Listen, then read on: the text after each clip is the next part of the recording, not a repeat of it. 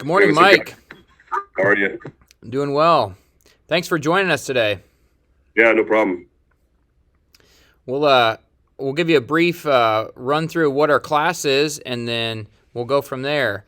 We're a small school, so our high school and middle school are all in the same building. And for the past couple years, we've done a standalone class. For 1 week, the teacher chooses something they want to study and want the kids sign up for it. And I chose wilderness survival the past couple years, and we've just been continuing that. So for 1 week, we look at wilderness survival, and we go out in the woods and we make some shelters, start fires. This year so far, we've made some knives. I'm the shop teacher, so we have all those tools at our access, and we made some knives, heat treated them, and we've gone out in the woods and made some small structures and some fires so far. So, Really cool. Really so, awesome. so yeah, we have a lot of fun. So could you kind of introduce yourself? Some of my students don't know who you are, and then maybe kind of tell how your background and with your company, what that's all about. Yeah, sure. Yeah, I did 20 years in the mill. You have me now? Yep, we got you. Yep. Isn't that the way it goes? Okay. Technology is great when it works. Yeah, I know, right? Guys, I'm not sure how much you heard. I didn't say much, but I did 20 years in the Army, 4 years in the infantry, and the remaining 16 years in Special Forces as a Green Beret. So I was a sniper. I was a joint terminal air controller. I was a military free fall jump master. I did 9 rotations to combat, 5 trips to Iraq, Libya, Afghanistan, all over the world. Did a lot of leading of special operations guys. In the beginning of my career, I was a young E5. At the end of my career, I was a sergeant major and had a company full of Green Berets. At the end of my career, I decided to evolve. And a lot of us in special operations, we go to the CIA and work for the CIA. So I did the CIA for 3 years. Uh, I did about 6 additional rotations to places throughout the world, and Yemen and Pakistan and back to Iraq. And then in 2017-16 timeframe, I started my company, Fieldcraft Survival. So my company employs about 30 police officers, military and civilian experts in survival and tactical instruction. And we train all over the United States, all these courses. My background in survival is I've been to a whole bunch of schools, but I have the experts who teach austere and wilderness survival. And then we focus on mindset and all aspects of being better prepared. So we have a base in Utah. I have another base in North Carolina, and we're looking to set up another base of operations in Texas. But I live in Heber City, Utah, a small town above in the mountains above Salt Lake City, Utah. I got goats and pigs and chickens and ducks and a greenhouse and all this stuff because we're living a lifestyle of being better prepared, but obviously more self-reliant and dependent on our own resources versus dependent on everybody else's resources. So that's my story in a nutshell.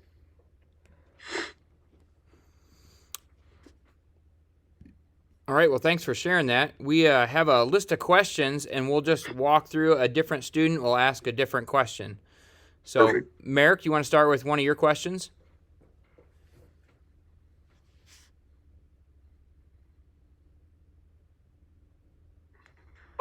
What's one of your weirdest meals you've had?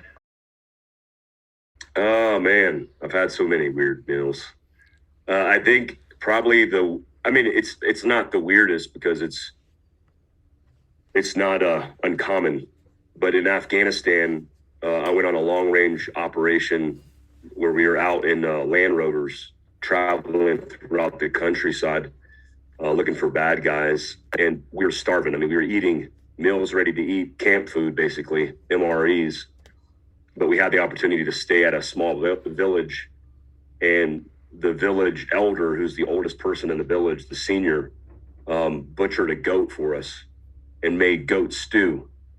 And I have goats now that I use for packing out for hunting, but I wasn't a fan of eating goat because I like goats, but that stew was homemade with herbs and spices from the local area and was probably the best food I've ever eaten in my life.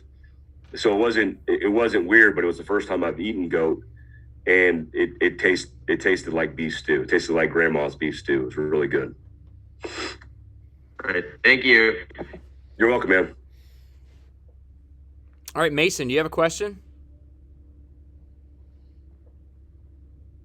What's your favorite tools to use in the woods? Yeah, that's a good question. I think, you know, tools have to do with utility for me.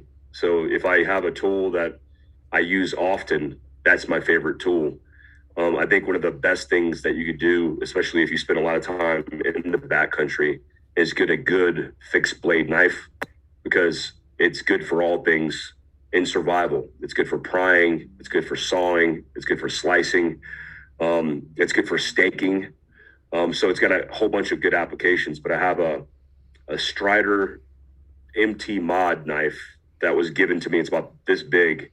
That was given to me in Afghanistan as a gift from the company Strider, and I carried that on every combat rotation that I've ever been on. And it's my favorite tool because it's got a serrated edge that allows you to saw through things, but it is also one of those knives that you can put through the car hood. It's that powerful and that strong. So I'd say a good, sturdy, fixed blade knife is my favorite tool in the woods. All right, Ty, do you got a question? Would you rather have a lighter or a ferro rod when you go out into the woods? Most certainly a ferro rod. I mean, most people statistically perish in austere catastrophes and in backwoods disasters because they lose their core body temperature, and so they become hypothermic, and that could happen in sunny Arizona where you have temperature swings of 40 to 50 degrees. So if you don't have the ability to make a fire and keep your core body temperature warm, it's going to be a disaster. So I would rather have the ability to make fire out of the gate, and then also a big fire day and night acts as signal. Like at night, obviously a burning fire is going to give away a big heat signature, but during the day, if you take green foliage, any green, and you put it into a fire, you'll get plumes of smoke, and that smoke is good for signal as well from far away. So definitely a ferro rod. Cameron, do you have a question? Would you rather have a hatchet or knife? Yeah, that's a good question. A hatchet has its place in survival because it allows you to generate more energy. In a chopping motion, you can't really chop with a knife, even though a lot of people do. In a survival situation where my life depended on it, I would rather have a hatchet, because a hatchet for me will allow me to do all the things a knife will do. You just got to keep a really sharp edge. But I could generate enough force and energy to create a shelter, to break wood, to help facilitate my survival. So I'll definitely go with a hatchet. Not just any hatchet. You can't be a Walmart hatchet. It has to be a good, proper hatchet. So along those lines, what's your favorite hatchet, or what's your favorite companies to get a hatchet from? So Winkler, I've carried a Winkler hatchet my entire special operations career. And I carry in my truck a Winkler. Dan Winkler's the guy who makes the Winkler knives and the Winkler hatchets. I carry a Winkler knife on my battle belt. I carry a Winkler hatchet in my truck. I have a breaching hatchet in my car right now that I use, that I've actually used in helping a family get out of a burning RV on the side of the highway. So it's something that comes in handy. And Dan Winkler in the Navy SEALs and the Green Berets and the Rangers is known for making operational hatchets that are the best in the world. All right. So, gentlemen, do you have a question? Would you rather fish to get food or hunt to get food? Yeah, I think, I'm a fisherman and a hunter. I go every year and fill my elk and deer tags, and I'll be doing some fowl hunting this season. I'll also be doing fishing in Alaska for king salmon and halibut. Having grown up on the beach and understanding the abundance of resources and how difficult, I just got through a 4-day hunt in the middle of Sawtooth Mountains in Idaho. And I ended up killing an elk my last day. But it was one of the hardest, most difficult things I've ever done in my life. Almost harder than Special Forces selection. It was very, very difficult. So if I had the choice, I would most certainly do fishing, because you just have an unlimited abundance of resources. Now, fishing is not my favorite thing to do, because hunting is probably my favorite thing to do. But if I had to choose, because my life depended on it, I'd rather be fishing.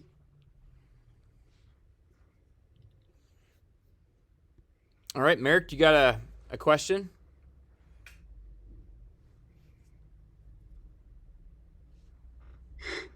What's one of your favorite tools? Like, doesn't necessarily have to be the most useful, but just one of your favorite tools to have on you. I think I learned this when my first job in Special Forces was before I was a sniper, before I was designated in a position. I was an 18 Bravo, which is a Special Forces weapons specialist.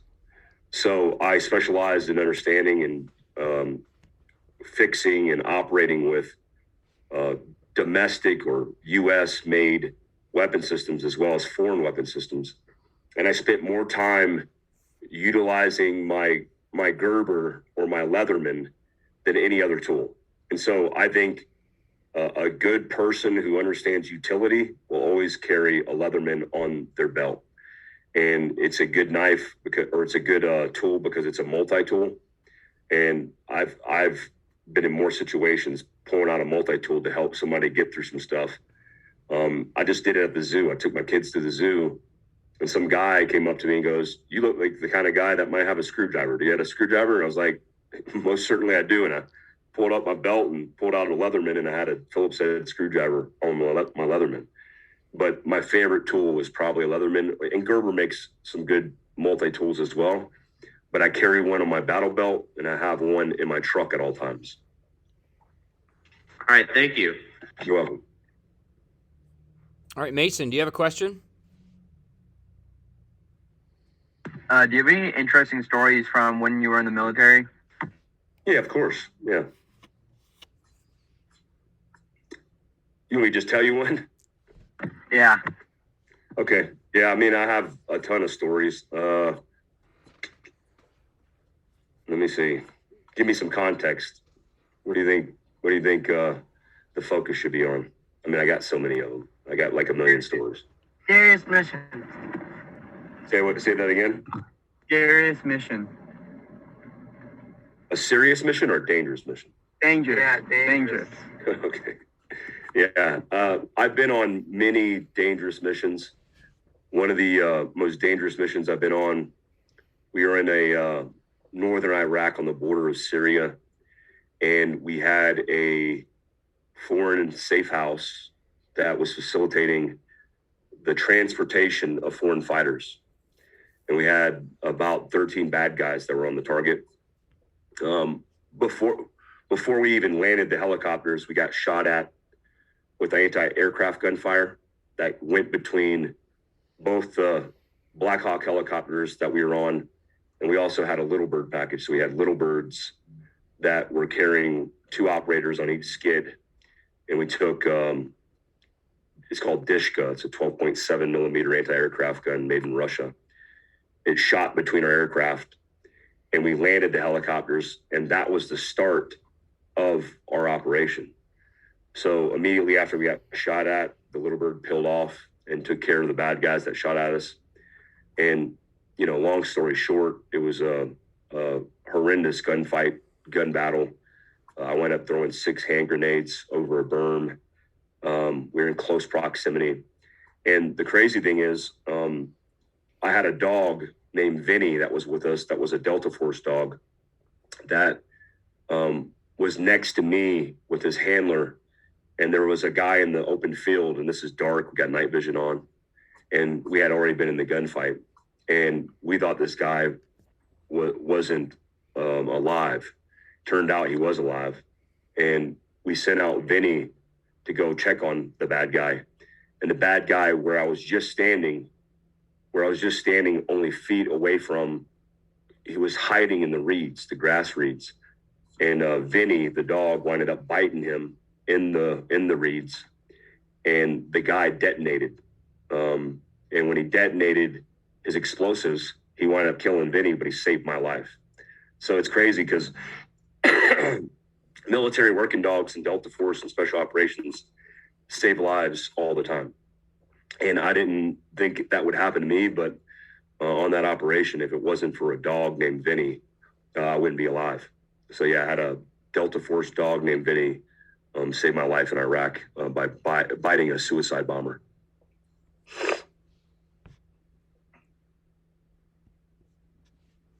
Wow, thanks for sharing that story. That's pretty remarkable, the amount of lives that military dogs have saved. I've heard some other stories that it's just pretty amazing what they do.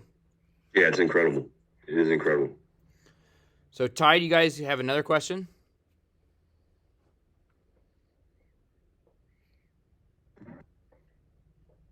Government secrets? Wait, no, I'm saying it. The government probably heard that and cut you out. I didn't hear the whole thing. I think they asked for government secrets, but I don't think we want to incriminate anybody on this Zoom meeting. So There are no government secrets. That's giving the government too much credit. There's not a lot of government secrets out there. I had a top secret SCI clearance my entire career, and I can't think of anything that I learned that I was impressed by. I was all under impressed by a lot of things, and there's nothing really cool as you think the movies make it. Did the government tell you to say that? The answer is no.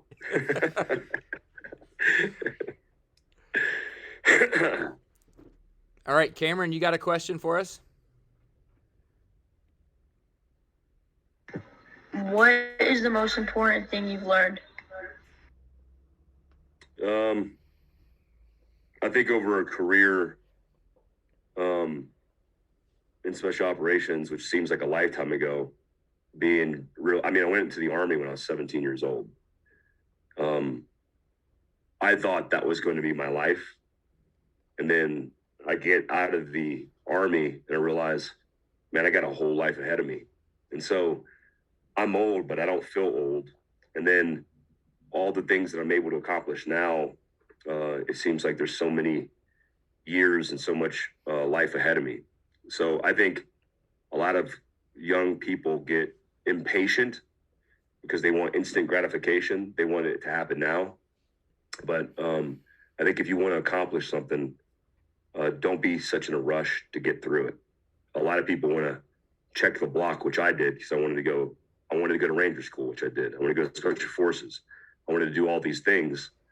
And I should have spent more time enjoying the process instead of focused on the next thing that I was going to do, because you lose a lot of perspective that way. Be okay with like being patient. My team sergeant used to say, be tactically patient. Don't jump the gun because there might be a better opportunity along the way. All right, Merrick, do you guys have a question?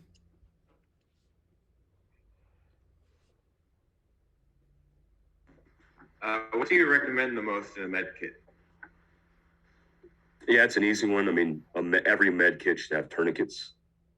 Tourniquets, when I was in the Army, was a piece of cloth and a stick.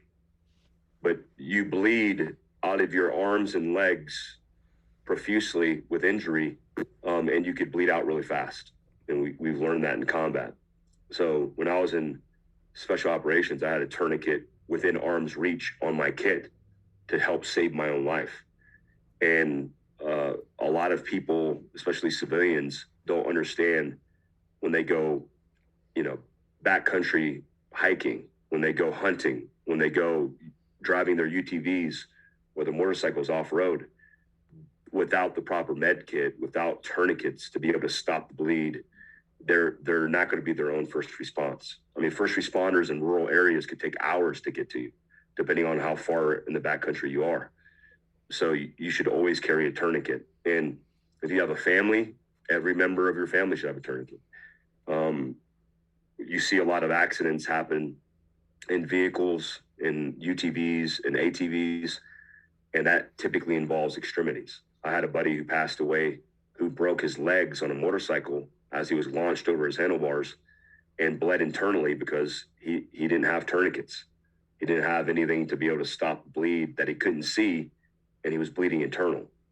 So carry a tourniquet in your med kit always.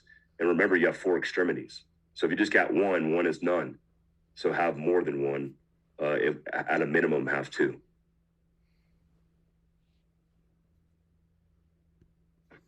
All right, Mason, do you have another question?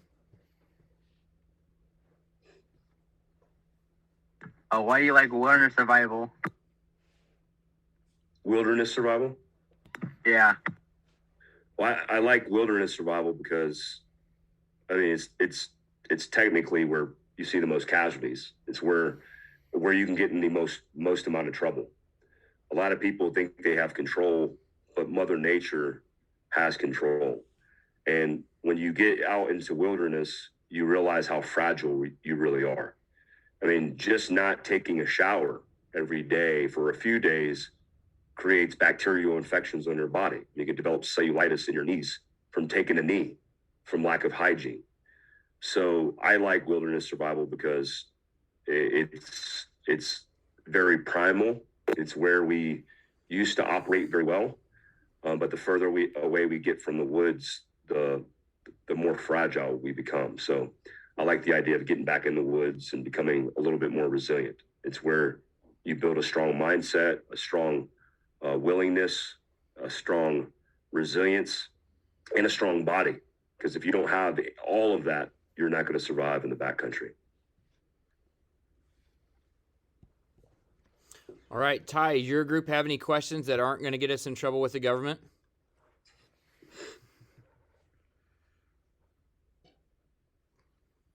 He's like, no. No. Yeah, not at the moment. We don't want to get in trouble by the government. I'm sorry, okay? All right, Cameron, do you have any other questions? No.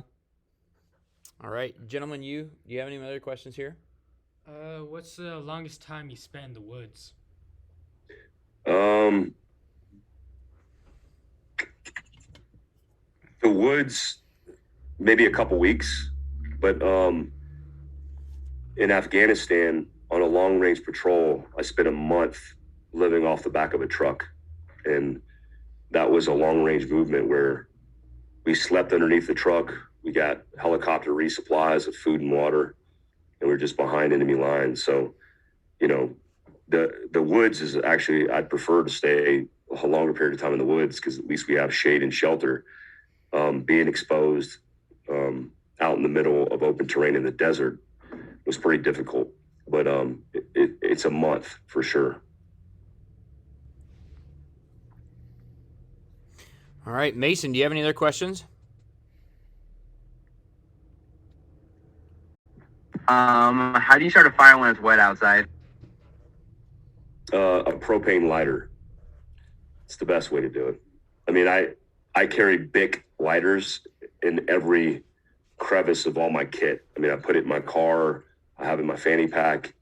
A Bic lighter is a good way to start a fire because you want the flame. You don't want to have to spark a flame in the wet.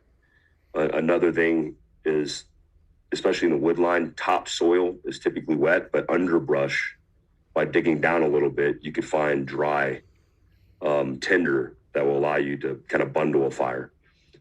A wet foliage isn't hard to navigate through. You just have to stay consistent. And as long as you have a flame source versus a spark source over a spark source, you'll be okay. It's the hardest thing to do is start a fire and spark tinder with a flint rod or a ferro rod and then try to get that flame going. That's the most difficult thing. So if you already have the flame, it's not that difficult to attain. All right, we have some rain today, and it's supposed to rain tonight, but tomorrow we're going out in the woods all day, so we will probably get some experience with that real soon. Yeah, I always recommend too carrying like in my kit, I have a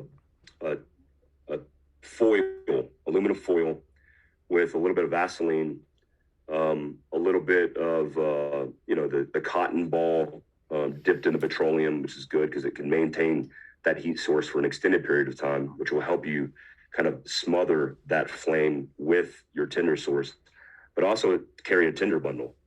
And if you have the ability to do that, you could even soak it in kerosene. You could soak it in fuel, have it in a place inside of that foil, and then isolate that into a Ziploc bag.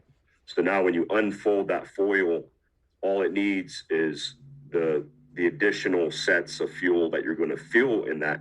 But you can create a cup, light the cotton ball, and start dumping the tinder. That will ignite a bigger flame, and then you can start feeding it with fuel. Whatever your whatever your protocol is. We use toothpicks, pencils, and larger twigs. You can start small, start building it up, and even if the small is wet, it's still going to burn through that relatively easy. So it should be a challenge, but it should be fun. All right, well, thanks for that advice. Could you talk a little bit about like how you choose a campsite and then how you provide a little bit of security for that campsite? Yeah, when we choose a campsite, we call it a patrol base in special operations.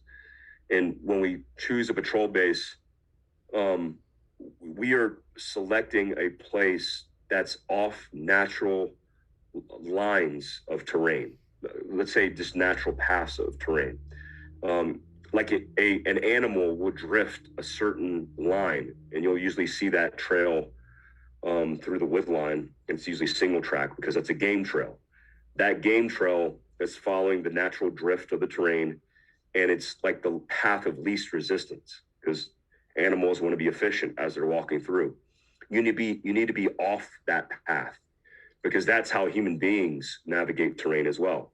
If you just walked out blindly into terrain, you would start following these natural drift lines because you wouldn't want to go down into low ground and then climb up into high ground, especially when you could skirt a ridge line around to the left or right of it. So you want to be off the beaten path somewhere where somebody who's walking through the wood line is not going to run into you. And that typically involves being somewhere that's not exactly comfortable. And there's a piece of terrain called a draw. A draw is where you have two pieces of high ground that basically form a ditch. And then the draw foliage links together. And we used to call it the draw monster, where you go down into a draw and you get tangled up in the mess of foliage. But that low ground is a great base to be able to hide or do a security hold or patrol base. Now, if you're camping and you're just trying to be comfortable, then pick the place that's most advantageous. It could be next to water. It could be next to resources. It could be next to trees because you could build the shelters around those trees. Heck, it could be next to trees where you want to string your hammock in between. What I always think about is when I go backcountry, I'm going backcountry because I want to get away from people. So I don't want people to run into me. So I want to be off natural lines of drift. And I also want to set up a position where I'm observing down into the terrain where people would naturally come. So if it's the high ground, for example, I would be able to see them coming from a longer distance away than when they were coming up and they could see me. That gives you the advantage of the high ground, but that also gives you the advantage of standoff because I could hear them coming. I could identify where they're at, see them, and then use that time and distance to be able to make good decisions to figure out what I'm going to do next. If you're in a campsite and you see, 15 guys walking up with rifles, well, that could be a more complicated security situation where I wouldn't want them to see me at all. So I'd bunker down or I'd break contact and create distance.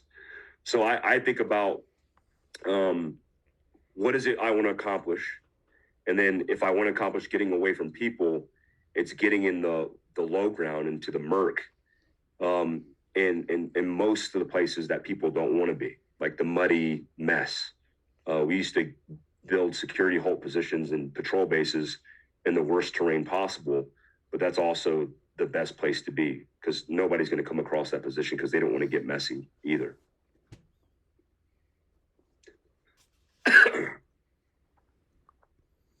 All right, thanks for that. Is there any other questions from anybody? Does anybody else have anything they want to ask? Are you a Ford or Chevy guy? I have a 2022 Chevy Corvette in my garage that's wrapped in black multicam. It's a Z51, goes 0 to 60 in 2.8 seconds. And it's one of my favorite cars. And that car, could do 200 miles an hour. I mean, it's an amazing car. But I do appreciate Fords. Like I have a Dodge Cummins truck, a 5.9 Cummins, and I've had to change that transmission out 15 times. I should have bought a Ford pickup truck. So I'm a Ford truck guy. I'm a Dodge Cummins guy, and I'm a Chevy Corvette guy. So I like a little bit of both.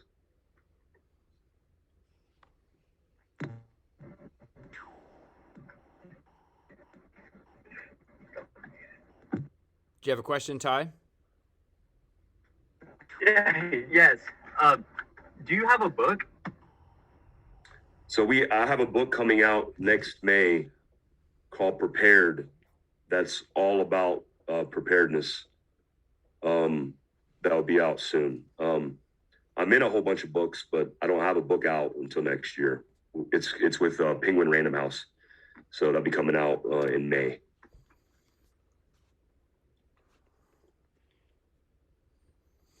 You do have a pretty popular YouTube channel, though, correct? Yeah.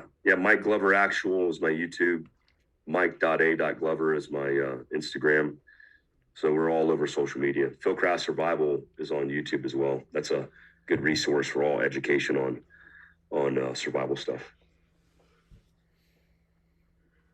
Any other questions, students? Do you have any more cool vehicles? Yeah, I got a lot. I got a 1974 Land Cruiser. It's called an LC. It's an FJ80 or FJ40. I got an FJ80, which is a 94 Land Cruiser. I think the coolest vehicle I have is a right-hand drive Land Cruiser turbo diesel pickup truck. There's only a couple of them in the country, but there's only one that's turbo diesel, which is mine. I imported it from Japan, and then we spray painted it like a war pickup truck from the days in Afghanistan. We're outfitting that to be like a camping overland rig. But that's the coolest one I have. I have a couple Porsches. I got a Porsche 911. I have 3 Porsche 911s. One of them is a rally car Porsche. And I'm also a professional rally race car driver. So I just raced in Mexico. Travis Pastrana's co-driver Rhiannon will be here next week training with me. Ken Block's co-driver Alex, her husband, will be here as well training with me to do a co-driving for rally. So yeah, a whole bunch of cool car stuff. I got a professional 2010 Subaru STI rally car that's all wrapped in a green multicam camo that we race.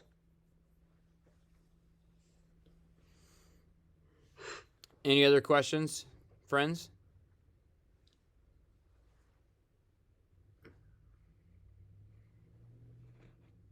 Do you guys have any questions? You're good. All right, Mike. Well, thanks so much. We really appreciate it. Is there any advice you could give to these middle school and high school students, that something that you wish someone would have told you, or something that you've learned after being out of school that you could pass on? No, I'll just say what you're doing is awesome. I mean, I would say just a tidbit of advice that I learned over my time on social media and doing all the stuff that we do in marketing. Stay off your phones and spend more time in the woods. go hunting, go fishing. All these kids who are glued to their cell phones, it's because that's what the cell phone companies and the applications want you to do. They want your attention. They make money the more attention you spend on the platform. So use it as a positive tool to learn, to meet people, to do all that good stuff.